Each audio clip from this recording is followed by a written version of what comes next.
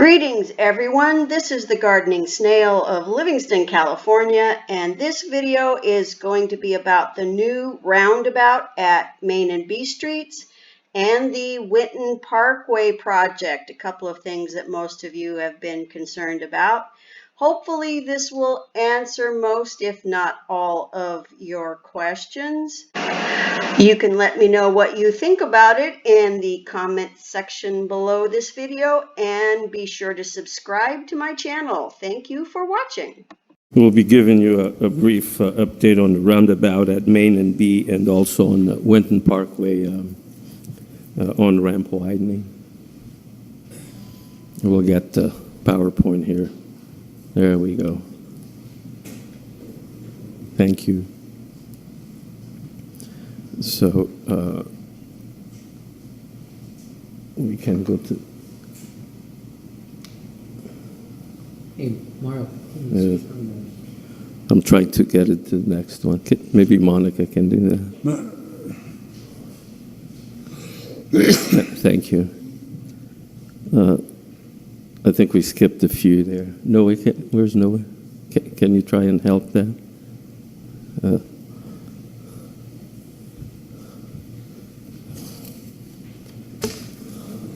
Right.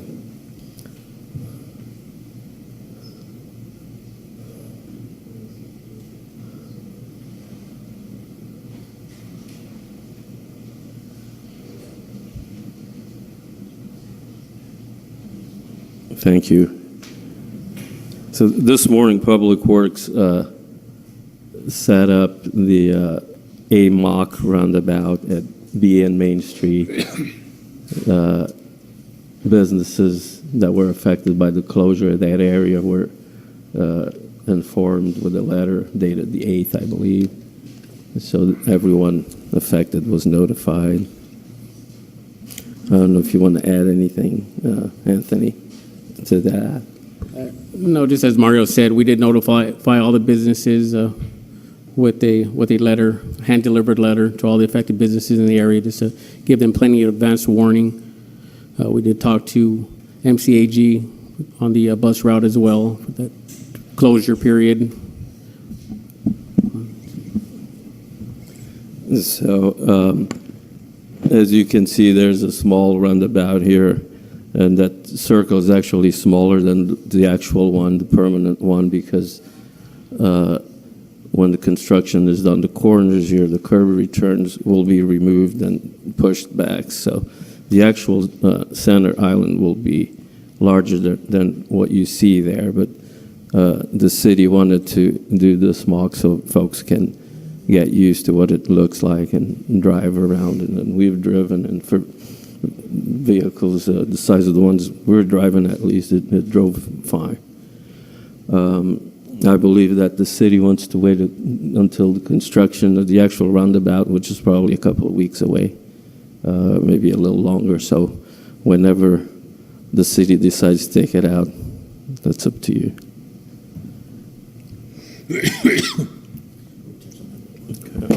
Yeah, as Mario said, we're anticipating to have the mock roundabout active for approximately 2 weeks. The end of the 2 weeks, which we should transition into actual construction of the roundabout. We'll be having a pre-construction conference this Thursday, so we'll know more about scheduling and things of that sort. So, a question for whoever. Those are supposed to be the ones you can drive over, but right now, if somebody drives over, they can drive over the cones. So how's that going to work out? Yeah, they'll especially the fire truck. Well, we made them smaller than it should be, so they will be able to run over that and cheat a little bit, and where the bus did go through there, we weren't there, but the 35, 40 foot MCAG bus did go through there and did make that turn. They didn't make the whole U-turn, but they did make a turn. Yeah, maybe we can get the fire department to drive their equipment around it. Right. So this is the actual design of the permanent roundabout. You see, the center circle is a lot larger than the one that the city has for the mock roundabout. The configuration is approximately the same. I was referring earlier to the fact that these corners will be, I'll call it shaved back, so they'll be pushed back to allow for easier circulation. The roundabout has 3 raised islands here, approach islands, with crosswalks, with a safety area here for pedestrians inside those islands. And here there's a section of what the roundabout will be, and the edge here will be a drive-over curb, so you can see a section of it here. So larger vehicles, even though Main Street is not a truck route, if there's trucks that go through there, they'll be able to go on top of the apron here, the one with the chevrons, and negotiate those turns. So that's basically what the roundabout will look like. There's a little section here of the splitter islands, and they will be also raised. They'll have decorative concrete, and they'll stamped concrete.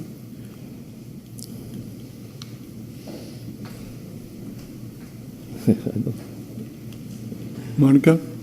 Yeah, I got a quick question. Can you go back to that? Sure, if money can get it back. There you go. B Street Island, is that also going to be shaded? Or that's going to be like a sidewalk? You talk, which one are The you pink talking one, the about? pink thing right there. That one here? Yes. Yes, that's going to be, see, it's shaved No, here. I'm talking about in the middle of the street. The center. This one here? Yes. That's raised. Yes. The red ones are raised? Because if a truck tries to turn right, it's going to go over the curb. Yeah. The sides are, they're not vertical, they're about 45-degree curbs. See the ones here? They're not the 6-inch vertical curb, so you can clip those a little bit. They're not the really soft ones like this, but they're, it's a Caltrans type. I forget the exact name for it.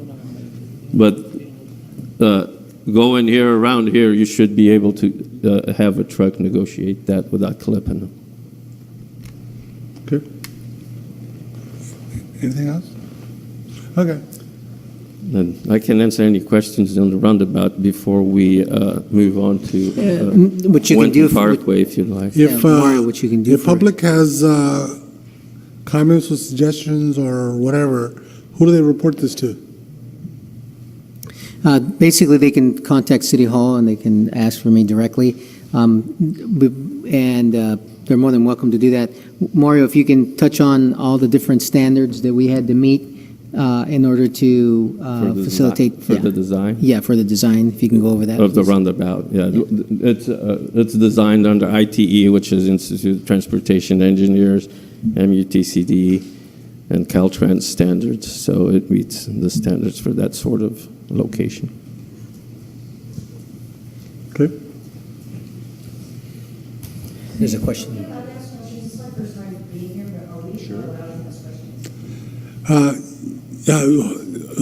Just let them finish up the presentation, then I will allow court public comment, okay?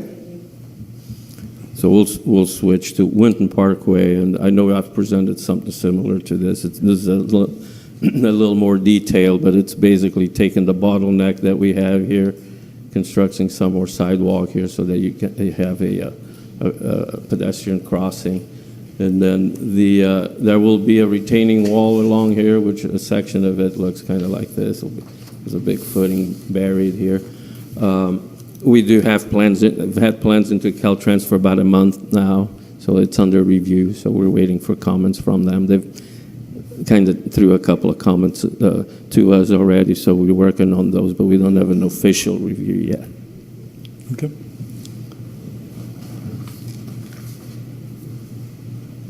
And those are the actual part of the plans that went to Caltrans. So there's not a whole lot to see here, but it just shows the locations. So I'll be glad to answer questions on either of the projects. Okay, hold on, please, not yet, okay? When it's time for public comment, I will open it up for public comment, okay? So, please. So, on this item, for the Winton Parkway expansion, any chance of them, us talking to them about fast tracking this thing? I know it's Caltrans and they never really. That's a heck of a. When they say fast track, I mean. Very, very good Can they meet question. the city standards? We do get some folks that say, yeah, you can fast track it, and then it gets to them, and it's a little bit of a different story. So I know the city managers tried to prod a little bit on this, and so it is fast tracked for Caltrans, whatever that means. So we're we're trying. Yes. Thank you. As I promised, I will allow public comment, but you do need to come forward and state your name and address for the record so we know who we talked. So please come forward and ask your question or questions. You can go ahead and line up too if you like, please. Anybody else that wants to do it, go ahead. Sandra Moreno, I live in Newcastle Apartments, first time being here. Just question, what purpose does that circle thing serve opposed to the four corner stop that was there? Okay. You have any other questions? No. Okay, Mario? That's a really good question. This project was funded with what's called congestion mitigation and air quality grant, and it's federally funded. So the purpose of that is to reduce emissions. So when the car stops and takes off, it produces more emissions than if it keeps going. So overall, there will be fewer emissions. So let me. And also, cars won't have to stop. Most of the time, they don't have to stop. And then when you have another one right down, you have a four corner stop, you have another one down. That, to me, I'm sorry, to me it doesn't make sense.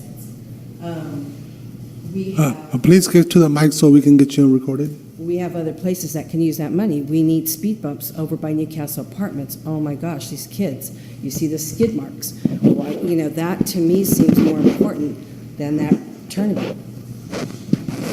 Okay. I mean, to me, if you see how many kids that are speeding through there and the donuts they go through, the new housing areas, it's insane. Okay, I'm going to have City Manager respond. Yes. First of all, let me just thank you for your civic participation and making your needs known to the city. So let me just take a quick moment to give you a little bit of back history related to this project. It was, we were successful in getting about a $300,000 donation from the Northern California New Urbanist chapter. And so there was this was back in 2012, and there was about 35 professionals who donated their time for about a week. And we had representation from all the different sectors. We had realtors, we had transportation planners, we had architects, we had engineers, et cetera, et cetera. And they participated in a charrette. And so we covered a number of different segments of the community and different topics. One of those actually was related to transportation and how to make our downtown more vibrant, how can we reduce emissions, et cetera, et cetera. That then positioned us to be able to go after a grant, and which is the congestion mitigation grant that he mentioned, short for CMAQ. That grant is specific to that need. We can't even move the money to another location to even put another roundabout somewhere else. So it's project specific to that area. So that addresses your question related to that. Our community, yes, there's definitely bringing to your attention that there's needs for speed bumps, that there's probably potholes in other areas.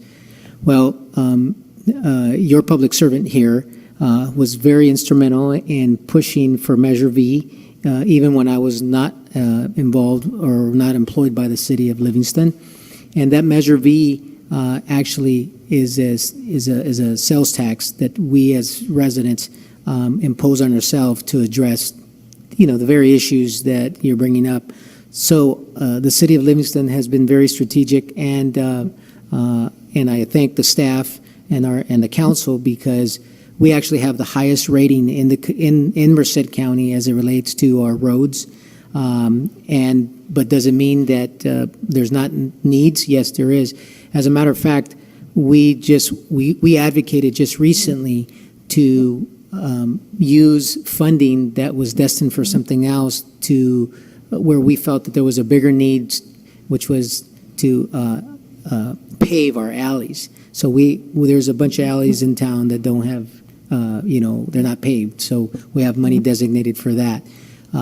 As it relates to your needs of the speed bumps, I'm more than happy to sit down with you and we can look at that, because my experience in the past, and I've been doing this line of work for about 20 years, a lot of people ask for speed bumps, and after they get the speed bumps, they're like, can you take out the speed bumps?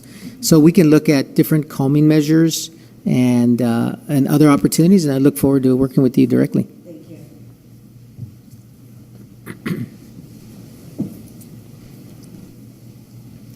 Judith Alvarado, and I live at the McConnell Boy Scout Camp, which is outside the city limits. However, I'm interested in what you're doing with the on-ramps at Winton Parkway, because it affects my people that come to my camp. And the biggest complaint is all the stop signs. And I was wondering, I thought maybe when you guys started talking about doing some stuff to that maybe that would be addressed as well, but it doesn't look like that's what you're addressing out at the Winton Parkway. Thank you for your question. Winton Parkway, when an intersection actually is designed, we would like to have all the funding available to put the final intersection to its ultimate design. That doesn't really happen. And so when that intersection over there was actually addressed many years ago, there was kind of like we call a pork chop. So it was two lanes that basically became one. And if you wanted to make a right turn to go southbound, you just had to wait for the vehicle in front of you to move on. So as time goes on, there's been a lot of congestion over there, and circulation has been a problem. So we as staff and council looked for ways to address that problem. So we put in for money, and we put in some of our own local funds, and we've come up with enough money, and we're talking over $1 million, to actually come up with a permanent solution, because there was a temporary solution. But we didn't want to interrupt the businesses in the area and people coming in twice. So we basically were very aggressive, got the necessary funding. And so now what has been submitted to Caltrans is for a permanent solution. So that means that there's going to be a retaining wall, because as you see, there's an actual, and one of the reasons why it's costs a little bit more is that there's actually a vault that's down below that that's in the Caltrans right away that we have to, in essence, protect and move some aspects of that. So there's going to be a fill, and so what we're doing at this moment in time is making sure that we give all of the businesses advance notice of what's going to happen, trying to see if we want to do it, if we can do it during the day or if we do it at night, to try to minimize the direct impact that it's going to have to the businesses.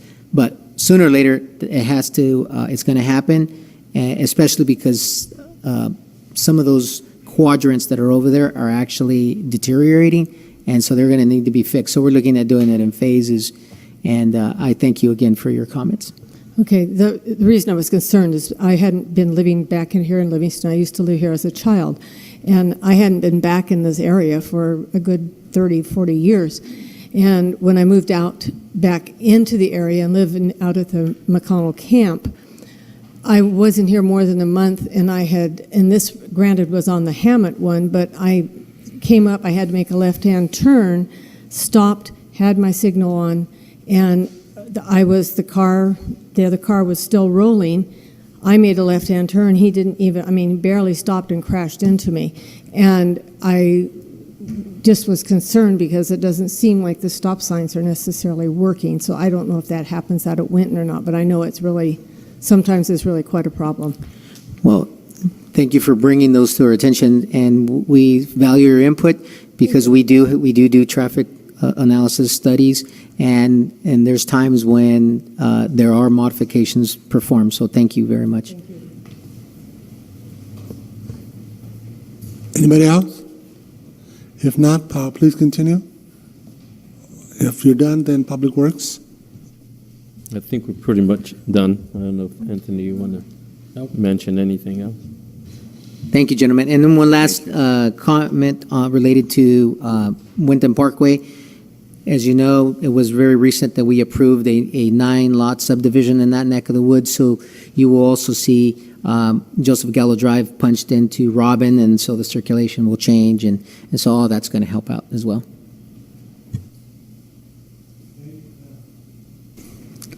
Rec-